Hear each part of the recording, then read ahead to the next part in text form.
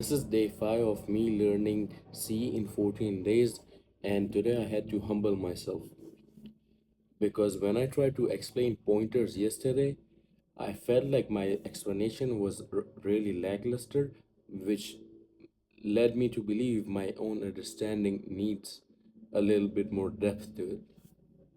So, why do we have pointers? So, pointers, they are not just some syntax that someone created for some really niche case.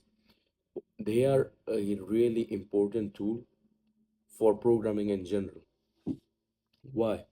Because, for example, if you initialize a regular variable and if you put it in a function to change it, you are not going to be able to change that variable. You're only going to be able to change the copy of it. Unless you have a pointer telling the function that go over to this memory address and change the variable over here, you are not going to be able to do it, which I understood when I found out that swap functions in Python are pointers when you have temp pointing to A pointing to B, and B pointing to C. Well, B pointing to temp. That is how pointers work, but again, this is something that has been hidden in those high level languages. Then I moved on to Malloc, where it made me realize how much more important pointers are.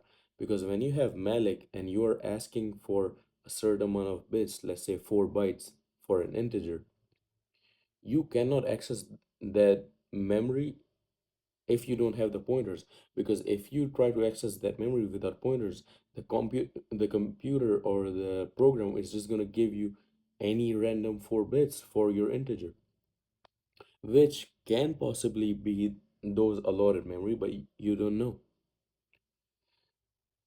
So today I learned that why C has so much control and why pointers are one of the big reasons for it.